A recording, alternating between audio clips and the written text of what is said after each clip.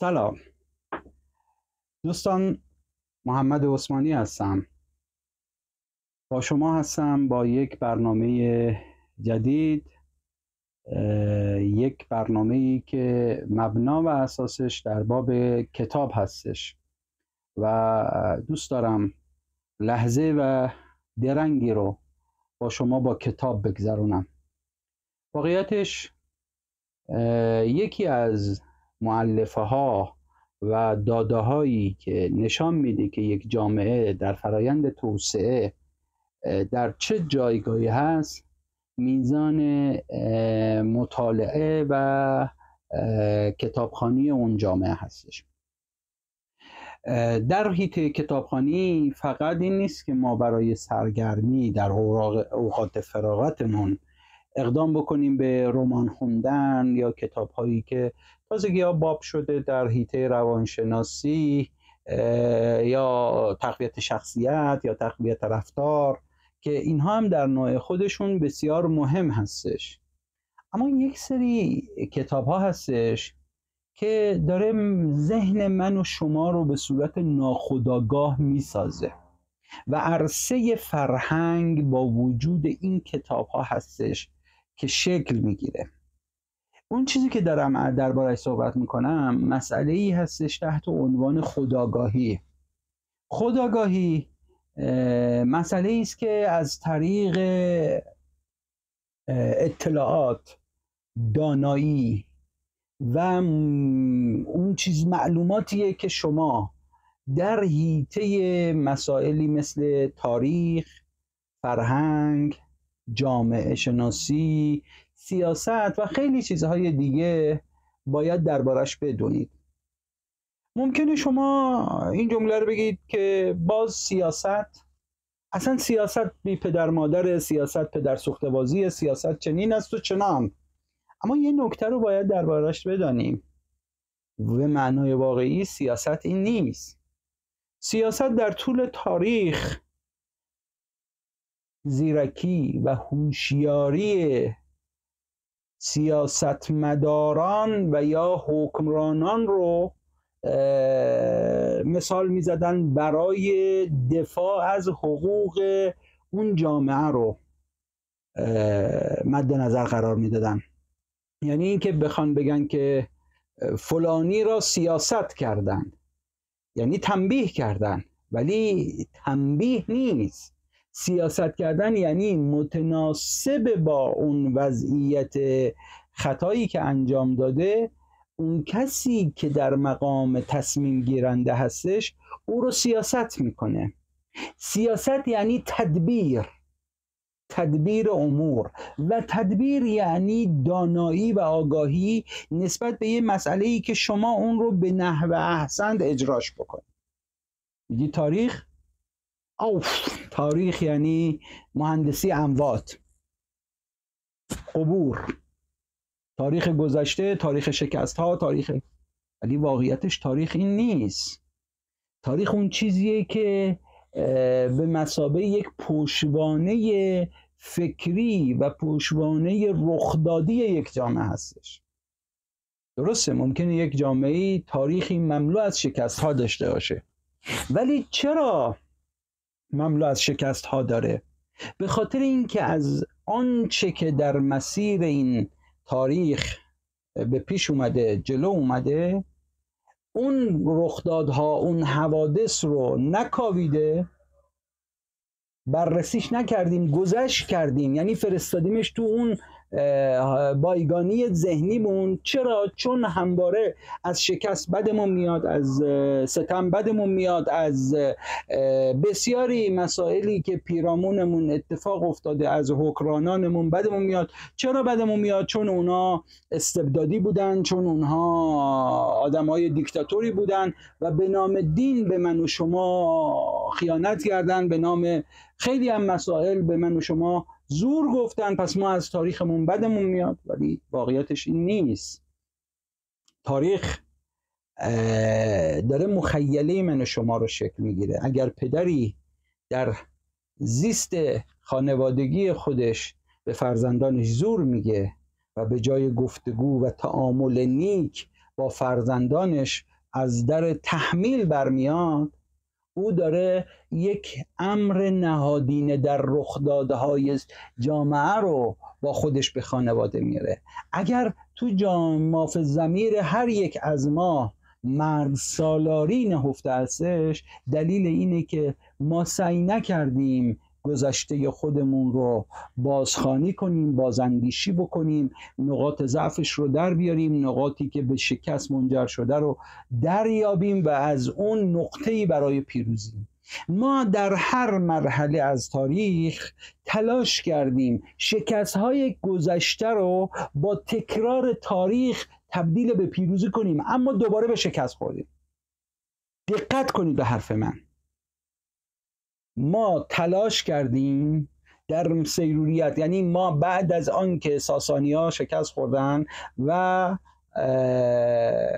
حکومت اسلامی بر عرصه سرزمینی ایران هم حکم فرما شد، ایران در عین حال که جزئی از جامعه مسلمانان بود اما در حاشیه‌اش قرار داشت، یعنی سعی میکرد خودش رو مستقل نگه داره. تمام سلسله هایی که آمدند، حالا شما فکر کنید سلجوقیان، آل بویه، خوارزمشاهیان، حالا در ادوار مختلف تا صفویه که دوباره یک حکومت ایران رو مستقل کرد از جامعه اسلامی، تلاش کردن اینها نه اینکه از گذشته درس بگیرن و الگوی نوینی رو در عرصه دانایی ایرانی عرضه بکنن، بلکه تلاش کردن اون شکست ها رو دوباره از طریق همون فرایندی که طی کردند بازسازی کنند. اون لحظه های شکست رو میخواستن دوباره جبران بکنن با تکرار تاریخ. یعنی شما نگاه کنید، تفاوتی نمیبینید بین عملکرد سلجوقیان، خوارزمشاهیان، نمیدونم آل بویه، بعد بیاید جلوتر تا صفویه، تا افشاریه، زندیه، قاجاریه، پهلوی و بعد جمهوری اسلامی.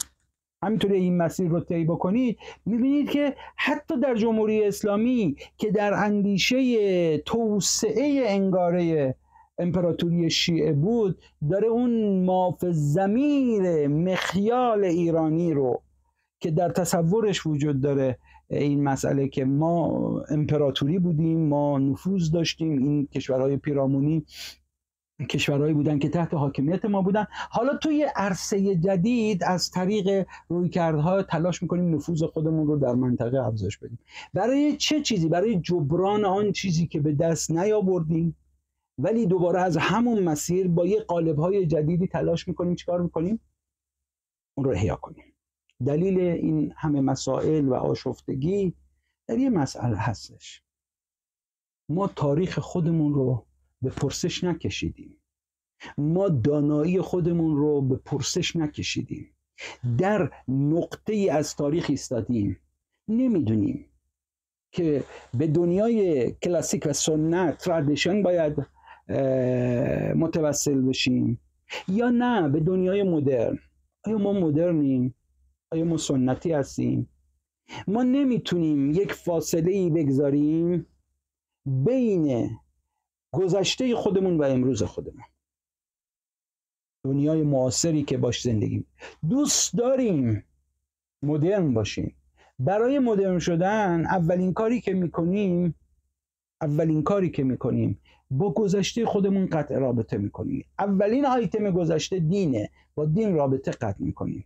اما تو دنیای مدرن وقتی که با آشفتگی های روبرو میشیم، با بحران ها روبرو میشیم، با بسیاری از مسائل روبرو میشیم، به صورت ناخودآگاه متوسل میشیم به داده ها و مؤلفه های از دنیای سنت برای روحیه گرفتن، برای از سر گذراندن بحران و خیلی هم مسائل دیگه.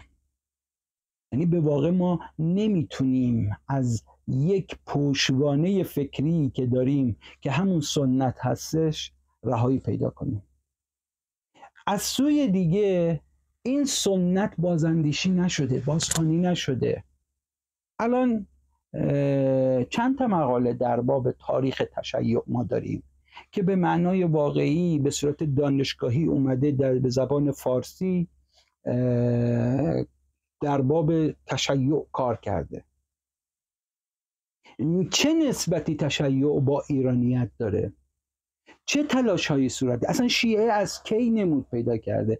اکثر کتاب ها حتی اگر ایرانی ها نوشتن کتاب های علمی و دقیق رو به زبان های غیر از زبان فارسی نوشته شده. انگار زبان فارسی یک زبان دانشگاهی نیست، از حیز انتفاع ساقطش کردیم. چرا؟ نه اینکه نیست، اینکه این زبان امکانات و توانایی داره ولی ما دانش رو منتقل کردیم جای دیگه، به یه عرصه دیگه. و به خاطر همین مسائل باید یک فرصت دیگه به خودمون بدیم و این هم فقط برای دانشجویان و یا اساتید دانشگاه و پژوهشگران و اینا نیست. کسانی که علاقه به کتابخوانی دارن به نظر من باید فرصتی بگذارند کتاب‌هایی در حیطه تاریخ، فرهنگ، دین، مذهب، نه به صورت عمیق بلکه به صورت حتی شده سطحی نسبت به اون باورها و چیزهایی که داریم آگاهی پیدا کنیم که ما کی هستیم، از لحاظ فکری، از لحاظ فرهنگی چی هستیم، در کجا ایستادیم و میخوایم چی باشیم. ما نمیتونیم فقط مقلد باشیم. اینکه تحت تاثیر یک فیلم، یک تئاتر، یک موسیقی، یک آیتمی که مثلا در دنیای جدید داریم زندگی میکنیم و امروز فضای مجازی، بخوایم مثلا از الگوهای جدید تقلید بکنیم. الگوهای جدید هم متکی هستند به یک امری به نام خرد و خردمندی. تا شما آیتم های خردمندی و اون آیتم ها رو درک نکنید نمیتونید اون رو تبدیل به یک عادتواره درونی خودتون بکنید. به خاطر همین مسئله من پیشنهاد میکنم درنگی کنیم لحظه ای را با یک کتاب. تلاش میکنم کتاب های اندیشمندان، متفکران، کسانی که طرحواره دارن از گذشته، از امروزمون به صورت مختلف برای شما عرضه کنم و با شما گفتگو کنم تا به یک نکته برسیم. برام این مهمه: یک، خودآگاهی. دو، در بستر خودآگاهی به چه چیزی میخوام شما رو نزدیک بکنم؟ کیستی ما، چیستی ما، که کیستی و چیستی ما در بستر این که بدونیم ما چه پشتوانه تاریخی داریم، چه پشتوانه دینی داریم، چه پشتوانه فرهنگی داریم، چه پشتوانه فکری و فرهنگی داره ذهن من و شما رو شکل میده. و اگر هم در جایی به یک اندوخته از گذشته در ماف ضمیرمون میرسیم بتونیم اون رو بشناسیم، نقد کنیم، واکاویش کنیم و دیکانسترش کنیم و ازش عبور کنیم یا اون رو تبدیل به احسنش کنیم متناسب با زیست معاصرت. به پیش میریم تا ببینیم چی بشه. برای امروز و برای شروع یکی از مهمترین مسائلی که به صورت ناخودآگاه ذهن من و شما رو درگیر میکنه کتاب مقدسه.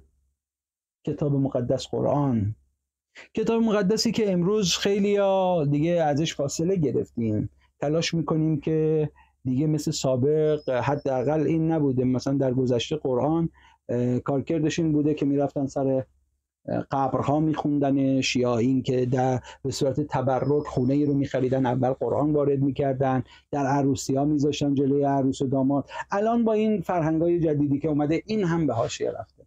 ولی چه شما بخواهید چه نخواهید قرآن کتابیه که داره اندوخته های ذهنی من و شما رو شکل میده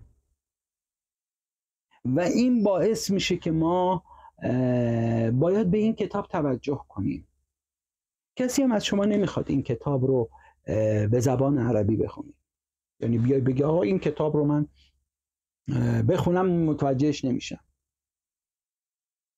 قرآن کتابیه که باید خونده بشه، ازش آگاهی هایی که ببینید یک دوره بسیار وسیع و طولانی تحت تأثیر این کتاب مخیال و اندوخته های فکری شکل گرفته، مضامین اخلاقی شکل گرفته.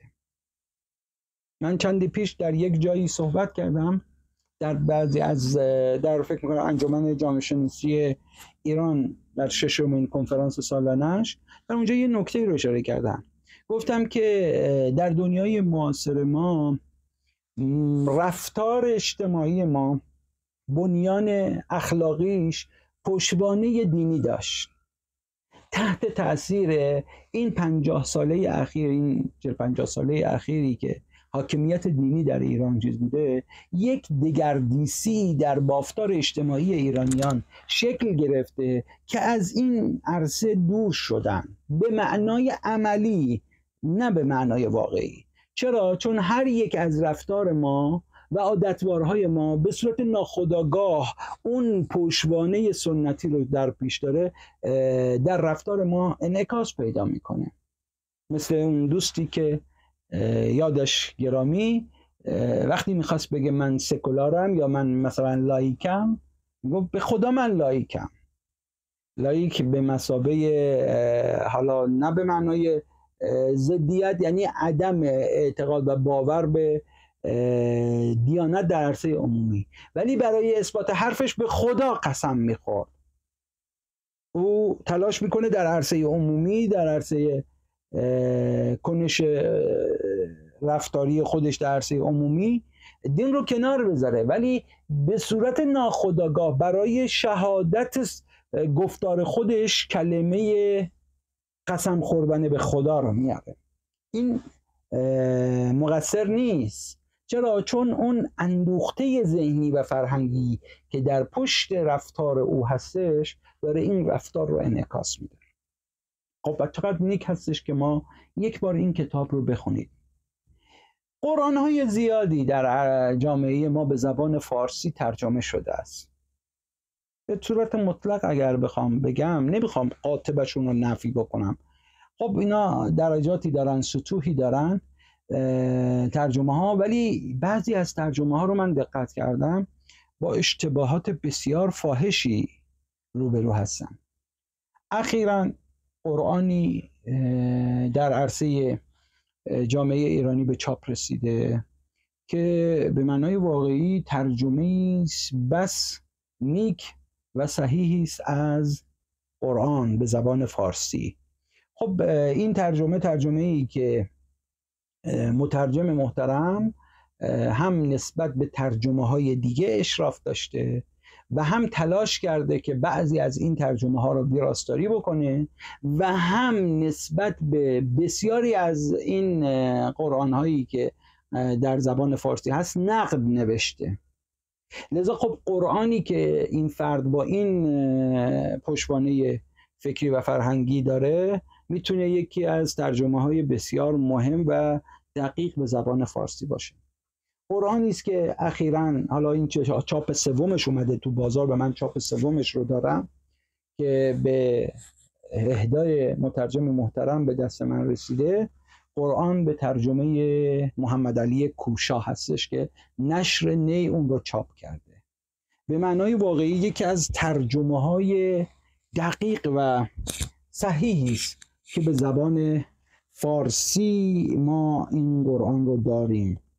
قرآن به ترجمه محمد علی کوشا یک مؤخره‌ای داره که در اون یک گزارشی از کاری که صورت گرفته رو اومده توضیح داده و در این حال پاورقی هایی داره که به شما اطلاعات گوهرباری در باب موضوعات آیات قرآن میده. اگر مثلا به صورت مثال در باب یک قانونی در قرآن آمده، به شما میگه این قانون چی بوده، کجا بوده، چجوری وارد قرآن شده و در جامعه عربی چگونه بوده و بعد معناش چی هستش. یا یک اصطلاح رو دقیق واکاوی میکنه و نظرات مختلف رو میاره. این ترجمه یک غنای بسیار بسیار مهمی میده به اطلاعات من و شما که بتونیم در ذیل مطالعه قرآن به زبان فارسی به صورت دقیق اون اصطلاحات، مفردات عربی و پشتوانه فکری و تاریخی که این مسائل دارند رو شما بتونید پیدا کنید و اطلاعات بسیار مهمی رو به دست میارید از این ترجمه قرآن، ترجمه حاج آقای محمد علی کوشا که به معنای واقعی انسانی است که هم به زبان فارسی مسلطه، به ادبیات زبان فارسی مسلطه و هم به ادبیات عرب و هر دو رو به نیکی میدونه و در حیطه علوم قرآنی هم مسلطه، در این حال که فقیه و بسیار خوب کار کرده. خب طبیعتا هیچ کاری بی نقص نیست، اما تلاش میکنه نقدها رو بشنوه، گوش میکنه و در هر چاپی تلاش میکنه که نواقصی و نقدهایی که وارد شده و اونها رو سلیم و درست میبینه در ویراستارهای جدید اونها رو تصحیح بکنه و این به کارش غنای بسیار زیادی داده.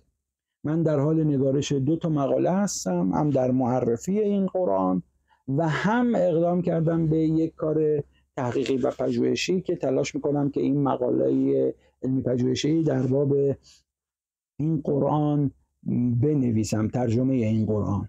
اما یک کار دیگه خیلی جالبی آقای محمد علی کوشا انجام داده، آقای کوشا انجام داده و اون اومده شیوه نامه ترجمه‌ای رو هم ضمیمه قرآن کرده.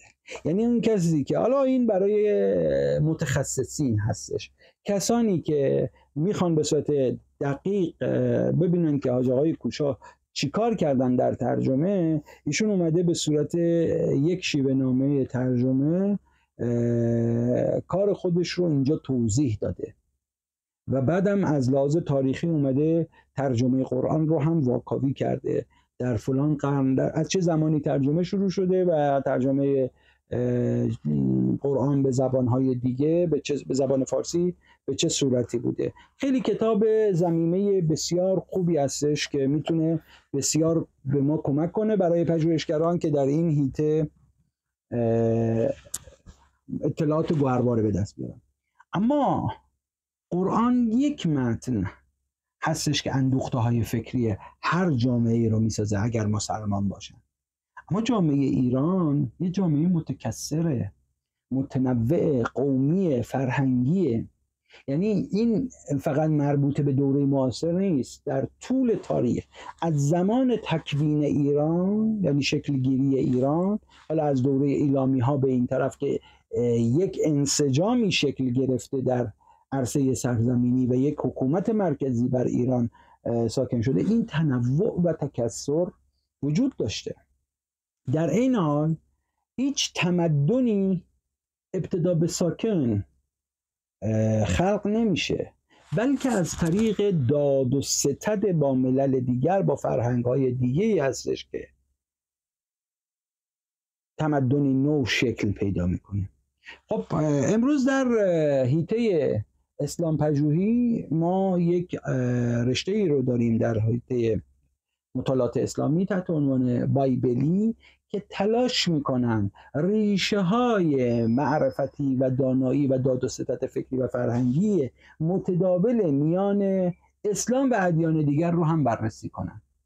یعنی اینکه بیان ببینن که مسیحیت چه تأثیری گذاشته، چرا؟ چون اینا جزء ادیان ابراهیمی هستن و ادیان ابراهیمی ادیانی هستن که یک سلسله منشأ واحدی دارن، توحیدی هستن، به خدای یگانه ایمان دارن. در این زمینه هم شما میتونید کتاب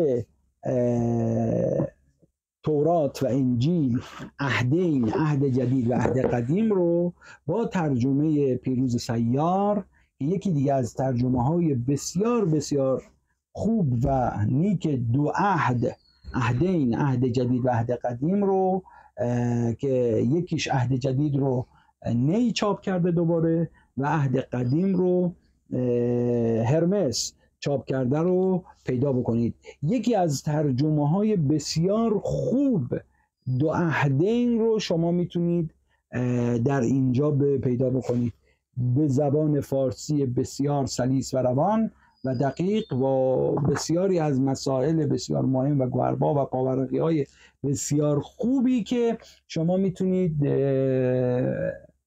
این ترجمه عهدین رو پیدا بکنید. عهد جدید رو به ترجمه پیروز سیار نشر نی چاپ کرده و عهد عتیق رو که کتاب شریعت یا تورات که بر اساس کتاب مقدس اورشلیم هم اومده این کار رو ترجمه کرده، عهد عتیق رو باز جناب پیروزی سیار ترجمه کرده و هرمس چاپ کرده عهد قدیم رو و بسیار بسیار کتاب مفیدی هستش. وقتی ما میخونیم، من یه مقاله رو اخیراً فیش برداریاش تموم کردم از طریق مطالعه عهد جدید، عهد عتیق و قرآن این کار رو انجام دادم. آیات اشتراکی، مضامین اشتراکی، مفاهیم اشتراکیشون که این سه تا کتاب مقدس در چه زمینه‌هایی با هم دیگه مشترکن و در چه زمینه‌هایی با هم اختلاف دارن. یک کتاب بسیار مهم دیگه ای که برای ما ایرانی‌ها به عنوان پشتوانه فکریه در کنار این سه تا کتاب هستش، کتاب اوستا هستش. کتاب اوستا رو به زبان فارسی گزارش و پژوهش جلیل دوستخواه، یکی از بهترین ترجمه ها به زبان فارسی، جناب جلیل دوستخواه سالیان سال پژوهش کرده، کار کرده روی کهن‌ترین متون اوستایی و اونا رو اومده ترجمه کرده به زبان فارسی از زبان اوستایی. و طبیعتا وقتی شما میخونید، من وقتی داشتم، خب این در یک مقاله جدا هستش، این رو کار کردم، با قرآن اومدم اشتراک کردم، به خصوص با آیات مکی. وقتی که داشتم، البته از لحاظ معرفت به خدا و خداشناسی اینا دوتا با هم، یعنی تئولوژی با هم دیگه بسیار متفاوتن، اما وقتی که صحبت از آخرت، بهشت و جهنم، پل صراط، خیلی از امور متافیزیکی که در اوستا وجود داره در قرآن هم من دیدم و تلاش کردم اشتراکات اینها، انگاره های شبیه به اینها رو استخراج بکنم. اینا رو گفتم تا به یه نتیجه‌ای برسم. یعنی شما الان اوستا به ترجمه و گزارش و پژوهش جلیل دوستخواه، عهد جدید و عهد عتیق به ترجمه پیروز سیار که نشر نی و هرمس چاپ کرده و قرآن به ترجمه محمد علی کوشاه رو، این متون مقدس دینهایی هستش که ایرانیان با اونها دست و پنجه نرم کردن و سرمنشأ شکلگیری خرد ایرانی هم هستن. یعنی مسیحیت سوریانی که در ایران وجود داشتن با اتکا به عهد جدید وجود داره. عهد جدید در ادامه عهد عتیقه، یعنی در استمرار یهودیت معنا پیدا میکنه. در عین حال آیین زرتشت آیین و اندیشه شکل دهنده فرهنگ ایرانی هم هست. حالا شما اینا رو در یک کاسه بگذارید، بخونید، بعد ببینید چه اشتراکاتی میتونید پیدا بکنید و چه تفاوت‌هایی. اصلا کاری به این مسائل ندارم، بخونید و ببینید که این منابع کتاب مقدس چگونه باورها، افکار، عادتواره‌های ما رو تحت تاثیر قرار داد. با این مجموعه آیین‌های کتاب‌های مقدس در این پادکست با شما سخن گفتم و به شما دوستان توصیه میکنم این منابع رو مورد توجه قرار بدید. تفاوتی هم نمیکنه به چه صورت. کسی که مسلمانه، حالا میخواد به صورت ایمانی قرآن رو تلاوت بکنه، درنگی بکنه و به مضامین و محتوای این آیات هم توجه کنه. مثل این نباشه که قرآن رو میخوانیم برای ثوابش. اصلا یک لحظه ثواب رو بذارید، یک بار قرآن رو بخوانیم تا بفهمیم و بدانیم که چی گفته. قرار این کتاب به عنوان حالا کسانی که ایمان دارن بهش تبدیل بشه به کتابی که هدایت کننده است. یعنی دقت، یکی از مضامین مشترک بین همه این کتب مقدس که من ازشون یاد کردم، اوستا، عهد جدید، عهد عتیق و قرآن، هدایت. کلیدواژه مشترکشون هدایت، یعنی همه اینها برای هدایت بشر اومده. حالا شما با این چشمانداز و با این روی کرد، رجوع کنید به این کتاب ها، ببینید اینها در ادوار مختلف چگونه، یعنی اینا چی خواستن و چی شده.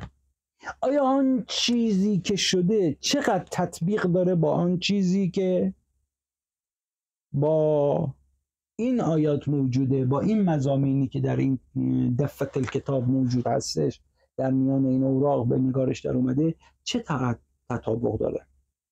آیا یکیست؟ درود بر شما. ایام و روزگار به خوبی و خوشی. ارادتمند شما.